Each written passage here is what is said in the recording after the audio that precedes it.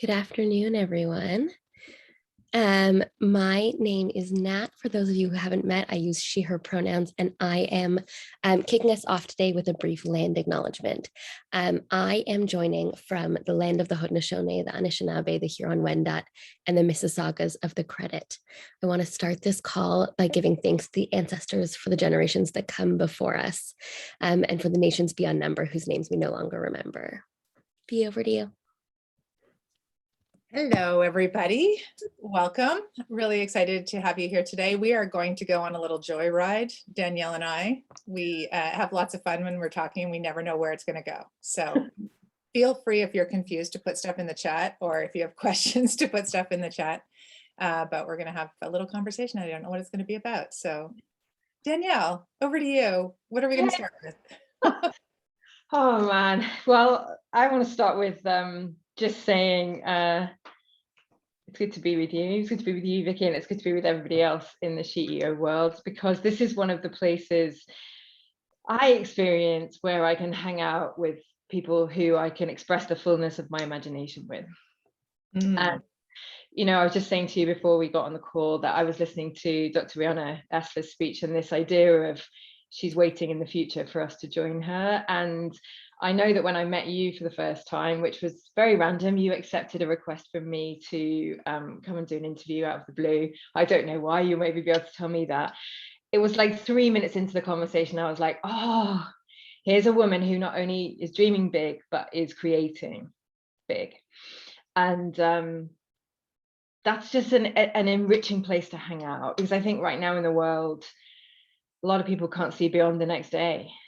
And there's a place for those of us who want to rework the whole system in favor of something different, to play and to see the possibility. And so I guess that's what's present for me today. Like, I'm living in the future too, waiting for other people to join me. And it was nice it's lovely, always lovely to be here, because I feel like there's women here like that. And it was lovely to listen to that interview, because it just fills you with amazing hope. Rihanna's incredible. Yeah, I met her. I took my company public.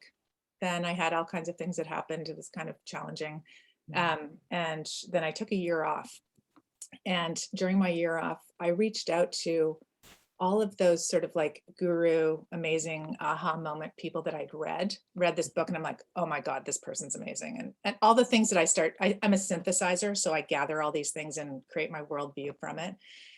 And many, many years ago, like a couple of decades ago, I asked this very brilliant person if there was, one or two books in the world that you have to read in your lifetime, he's like, Rihanna Eisler, Chalice and the Blade. And I was like, okay. And I read it and it blew my mind, because she talked about how there are other ways of organizing civilization in partnership versus in domination. And we've just lived in this dominating time thinking this is the only way. And so that was just wild. So I reached out and I'm good at writing like the 1 paragraph email hooks that people think they should meet with me.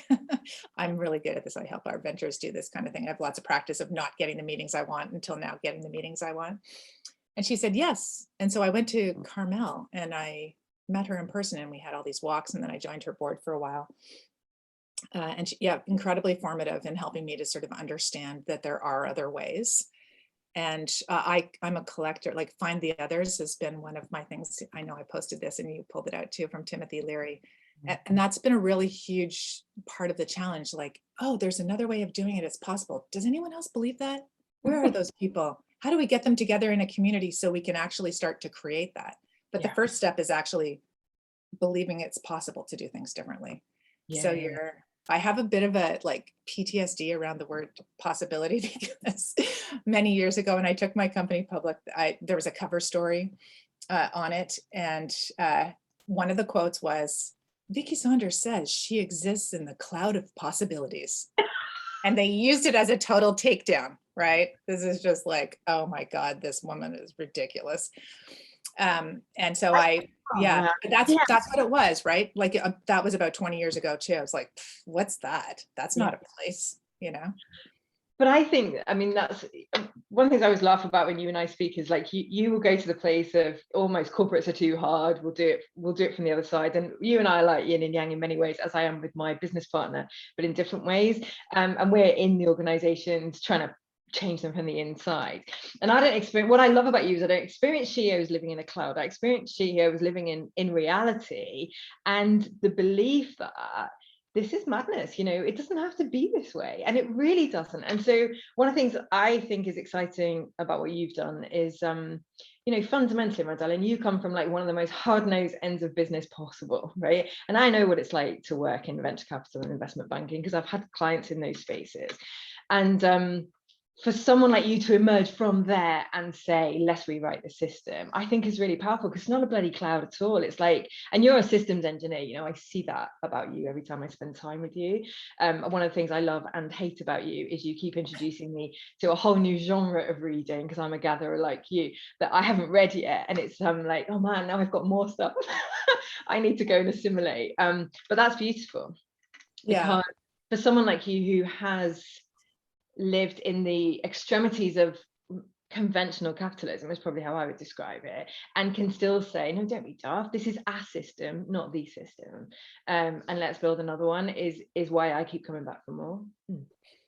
Yeah, there's a person, just to add more people to your list, named Akumalathe, Bayo. I'll put it in the chat. And yeah, his language is just really fascinating. He's an African sort of philosopher, writer. And he talks about how we're like incarcerated in a single way of being right now. Like it's just a moment in time, right? It's a blip in human history. But that word really sticks with me too. It's just, this is all marketing. Like everything is marketed to us that it's the only way, there's not enough. All marketing strategies are like, there's 3 more minutes left, there's 4 people looking at this property, you better get it right now. Like it's just at us all the time. So it's quite hard to like always be 30,000 feet above it saying, this is made up, this isn't right, because the reality that you get stuck in is different. But it's a practice, right? So this is one of the things that we are practicing all the time at SheEO, is doing something together every year where we have entrepreneurs apply, we vote, and we use our power with to support their dreams for doing things really differently. Sometimes it hurts our heads to watch how they're doing things because it's so different, but this is part of our experience to learn that you can actually be successful in multiple different ways. So we're actually getting an experience of it as an activator. And then it helps us to kind of unravel our beliefs. Like you can't change the story you have unless you have an experience. I could write books all day long to you about how there's enough, but unless you experience enough in a different way, it's hard to get it. So this is designed as an experience to go through this. And you're like, huh, that's interesting. One of my favorite lines from an activator way back was, I voted for you, but I never thought it would work. And I kind of love that, because, and I remember the entrepreneur being like, what? Oh my, is that a nice thing to say? But I loved that because it was a person recognizing the transformation they've gone through in this experience, where it's like, that sounded like a cool idea, but I thought there's just no way. And then to see something be successful, it's just like, oh, okay, there are other ways. What else am I missing? I had that exact lived experience with my husband this year, funnily enough. So when we set up our business 5 years ago, him and my partner's husband did a lot of what we would look back and laugh at now as mansplaining at the time on how to run the business, and a lot of pushback actually on some of the choices we were making, to effectively say, no, let's create our utopia. Let's have a business that feels good to be in every day and is creating the change we want to see. And it was really funny because this year, my husband, we were driving in the car and he said, I need to say something to you. He said, I'm really sorry that I couldn't see what you saw. He said, now I'm out in the world telling everybody there's another way. And Nice. That was just such a beautiful moment, for him to say, what I can see now is I was trying to drag you back into the way I knew, the system that I understood and knew, and the way of reaching clients and the way of servicing clients. He said, and you kept saying no. He said, and I made your life really hard because I couldn't understand what you were talking about. Yeah. And I said, well, we didn't know either, but we did know we needed to try, you know. And so for me, this the reason why I talk to similar stuff as you, but to different audiences, the reason why I'm out there saying to people, there are so many choices out there, so many. And we actually talk specifically now to you sharing that beautiful story with me around one of your team bringing you a seasonal contract and how that blew your mind. And me just saying, oh my God, but of course, really, when you see it, well, why wouldn't people work according to the seasons, and why wouldn't they show up differently? And yet it's not, because it's not on our radar, we don't believe it's a thing, Yeah, for those who are wondering what that is. So we have an incredible Indigenous woman who's joined our team recently. And I sent our standard boring, I don't like it contract, but it's written by lawyers who tell us we have to do these things. And so sometimes you do these things without changing them. And so I sent our contract and she wrote back and said, thank you for the contract. Here's my contract back to you. And it was designed in, here's how I work in seasons. And in winter, you can expect this. In spring, you can expect this. In summer, you can expect this. And it was just super different and very much rooted in, when there are full moons, I'm like, oh my God, we have to change all our contracts. It was so great. And just the openness to that. I mean, one of the things that you said earlier, in the comments from your husband, really resonate with me. It is uncomfortable to do things differently, right? This is just one of those things. I think a lot about, if everyone just for a second, if your hands are free, just take your hands and clasp your hands together and notice which thumb is on top. Okay. And then pull your hands apart and put your hands together with the thumbs the other way, the other thumb on top. Try that. And how does that feel? Very wrong. Yes. Like sometimes when I do this in an audience, people are like, you watch people and they're like, not sure, they can't do it. They're like, what do you mean? And so this idea of like, just the discomfort is an opportunity. You feel a little bit, your hands feel a bit different. Like, oh, there's different things that you notice when you do things differently. And it's just an invitation to notice another way. And it actually gets you more awake. You have to think a little bit more. It's not automatic. And when you do that, it brings new possibilities. The word of the day. Without clouds. Yeah. Yeah. So tell me, how are you doing with all the problems right now? Because I one of the things that inspired me when I met you was, and I've stolen it now, was this everything's broken, what a great time to be alive. And I have to be honest and say, certainly in our communities and our organization, some days I just wake up and something else is presented to me and I'm like, man, and a bit like you, we've chosen a structure that allows us to allow other women to play in these spaces, but sometimes I want to pick them all up and change them myself. How are you doing with all of that?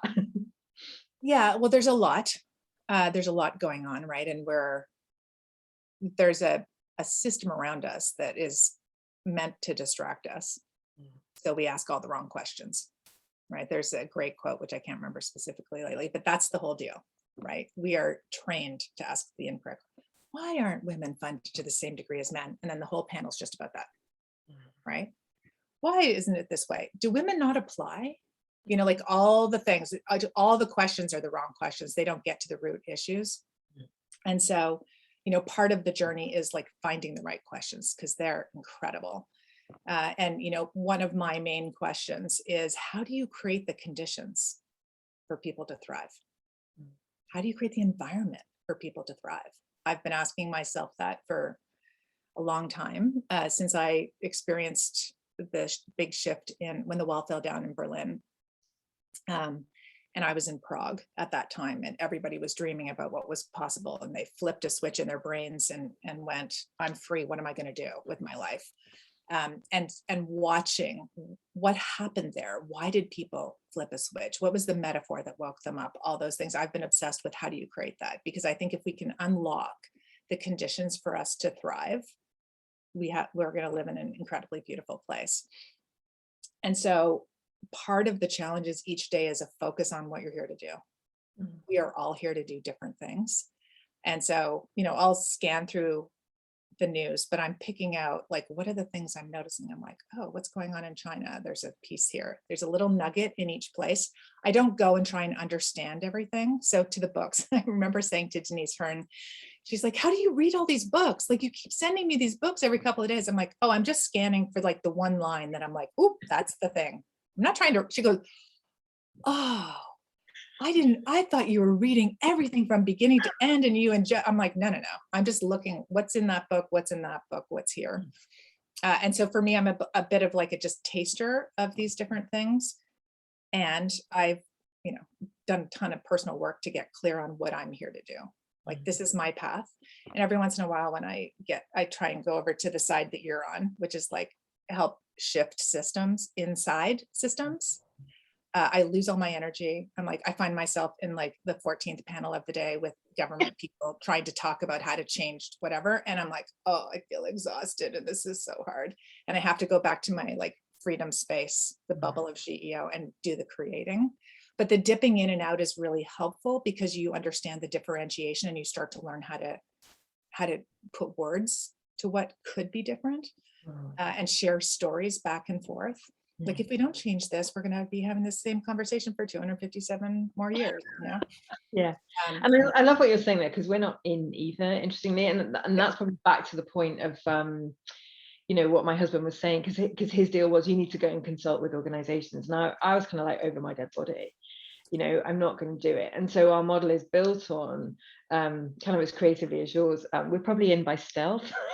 So actually we're in finding the others and then only working with them. And because a bit like you, if I can't sit on panels anymore because the conversations are so nonsensical, exactly as you're saying. And we call it in our world, we call it the froth and the coffee. Like, everyone's focused on the froth. And we're like, come on, dudes, these conversations have been had a million times. And as you say, they're procrastination questions. They hold us in things that don't even matter, versus, and I love your question, what would it take for people to thrive around here? And what would it take for us to see each other? And to honor that this is all made up. And so, actually organizations hate me because one of the things I'll often grin and say is, I don't give a shit about stakeholder return, because I don't. But I care that people participate and have a fulfilling and significant life. And if that happens to make shareholder profit, then okay, I'm all right with that. But I'm not going in with that as my main focus. And I think it's so fascinating for me that we've been like, it used to be when you did an MBA, I did mine a long time ago, that organizations exist to make profit for shareholders. And I'm like, that's the worst reason for anything to exist in the world. And so, none of that. Like, let's just be where the juicy stuff is. And the juicy stuff for me is the real human in full expression. Yeah. And it's also, it's been minimized, being in relationship with each other, recognizing that we have all that we need and we can share it. All of that gets quickly minimized because it threatens the existing system, right? But the simplicity that we have in this community of coming in and giving your gifts to others, that you have in abundance, and recognizing that together, all of us have everything we need to share, is simple. It's so simple, but then it sounds too simple. Like, how's that going to change anything? And so there's a bit of a dance to it, but I think what I've witnessed anyway during this COVID period is just a massive shift. I go on panels now and people are like, is it better or is it worse for women? And I'm like, yes. The answer is yes to all of these things. It's not either or. Any binary framing, is a trap. All binary framing is a trap. It is never either or, ever. And if you're thinking about your options for whatever you're trying to do, and it's an either or in your head, you've got to get at least a third way in there. That's where the path is. It's out of that.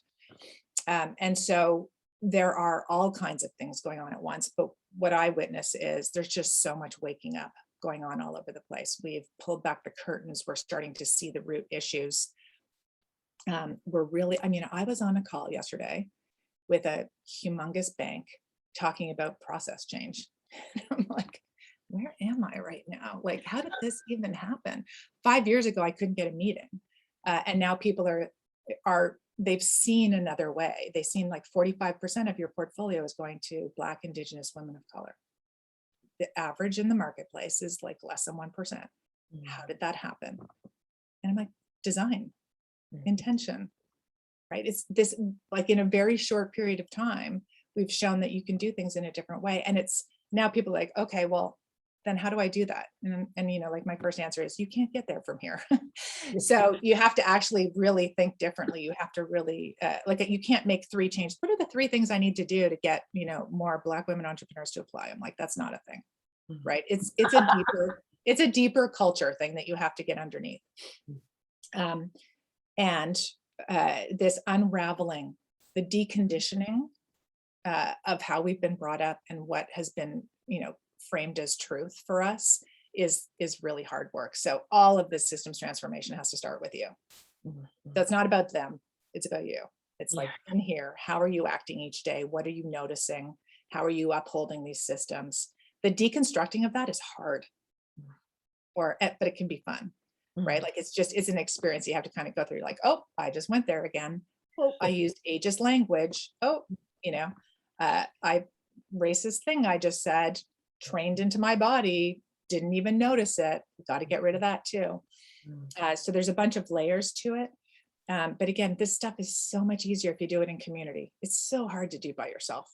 But if you've got someone next to you who points things out, like you can just change really, really quickly, is what I've found. And that the real trap is that we're trained to be isolated, separated, figure it all out ourselves. I need to know all this before I can join. I don't have enough experience to be in this community, like all the crap. And that the hard thing is to choose yourself and to step into it. Yeah. I love that, because the thing I'm thinking of actually when I first activated with you guys was, I mean, obviously I was just like, here, have my money because what you're doing is so important, but also this idea that we could step in as a venture. And it was really interesting. So I remember saying to you afterwards, I need to get out of the way, actually. You know, this, there are people who need this more. And that was, and what I mean by that is not that they need the money more or anything else, but actually, as a white woman with a huge corporate background, it's incredibly easy for me to access things. And so what I saw was, actually, Danielle, this money isn't for you, and the biggest act of generosity you can do is get out of the way and simply stand up and vote for those who you think, because as you said, I remember you saying to me, and it was so exciting, and you said, which was just so refreshing, right? You said to me, we can't prescribe where this money goes, and we cannot possibly know whether these organizations are going to be successful or not. And do you know, even that though, Vicky, nobody else is saying that, right? So you get into these I've done it myself. I've sat on selection panels and like worked through my prototype of success, which has got to be bullshit, you know, and gone, oh, they don't meet this one and they don't meet that one, and therefore they're a no. Or, you know, actually, I just don't think she's got it, you know, which is, I mean, where the hell does that come from? Right? And so it was so refreshing to me that actually you said, almost, we're just going to take a series of small bets on things we have a heart for. Right. You know, and we think have a spark of difference in them and excitement in them, and let's just see. We're spreading our bets generously, and we don't know which ones are going to work. Yeah. And actually, the system allows us that not to even matter so much, right? Well, yes. I mean, and it does, but you know, there's such a learning here. Like, how do you know who's going to be successful? What height of arrogance that you think you haven't got it figured out? Like, nobody does. And if you talk to, you know, all the top angels, whatever, the most successful ones are just like gut in an instant. Person walks in, there's something. And again, we're all energy. So there's a resonance with the people you're supposed to be in relationship with, and the people that you're not, you don't resonate. They could be incredible. But for whatever reason this year, a collective of hundreds of women have decided these are the ones. That's it. And, you know, over and over and over. And I'm super lucky because I've been, you know, I was on the ground floor at the beginning of this idea, and I have had a little bit more experience. Well, everyone who came in the first year has had the same experience. Each year you're like, oh, that's who we picked. Interesting. And then they do really well. And you just over and over and over, I have seen the impossible occur. And in the early days, MJ, who's the development guide, one of the development guides at SheEO, and I would have these like, oh my God, they're going to go spend $19,000 on rebranding. Why are they spending $19,000 on rebranding? That makes no sense to my brain. And we're like, okay, let's see what happens. And then we're like, oh, that's why they did it. That totally worked. They know what they're doing. And this fear is what is underneath all of that, right? It's fear of what if it goes wrong? Well, what if it does? the cool thing about our design is you've gifted your capital. You're not getting it back. Breathe. Next. Okay. And let's go see how we do together. And this idea that like the money continues to come back. We have an unbelievable payback rate, despite the fact that none of this makes any sense to our brains.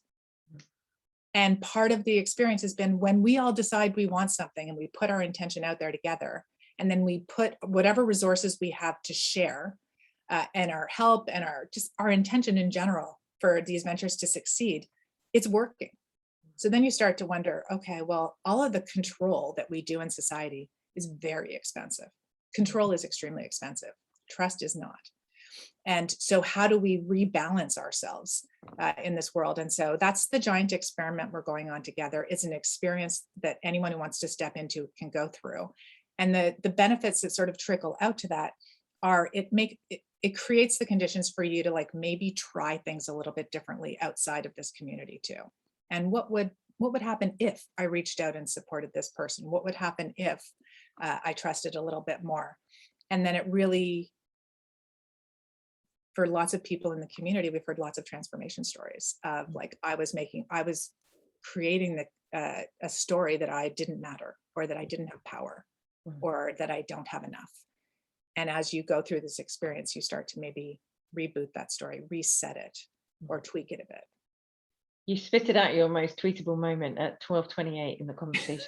And we've got to be with it for like a little second, right? Because you just said control is extremely expensive, trust is not. And I'm like, my brain's popping. I can't be the only one just going, oh, sweet God, how many, even in my corporate career, how many organizations are wholly built on control? Like loads of them. So when you walk into a bank and they're excited by you saying, you know, turning up with your 40% plus that they can't even imagine. And then you go, control is extremely expensive, people. Do they look at you like you're the craziest person that's ever walked on the planet? Well, yeah, I think they used to. And I think a lot of people are still confused, but the evidence is there. So it's one of those over and over. And then lots and lots of individuals in that specific bank that I'm talking about are activators. And so every time this, you know, the senior exec turns around and they're like, what about SheEO? Love it. It's so amazing. Blah, blah, blah. Like, every direction, up and down the org. Like, this is the thing, when we get in relationship with each other and that all of us have the similar experience, that energy comes into your organization and it starts to shift your organization for the better as well. So this is why we started to do these activator cohorts, where groups of activators are coming in from different organizations where they have an affiliation, and it's starting to have this ripple effect in the organization. So that's our next real thing, which is maybe that's the way that we get a bit faster on the systems transformation side. Instead of each of us coming in one by one from our organizations, it's harder. You go back and you're like, there's this different way of doing things. And they're like, what are you talking about? Because they haven't had the experience. Yeah. And that's kind of why we're taking them in cohorts, to be honest. I hear you with that.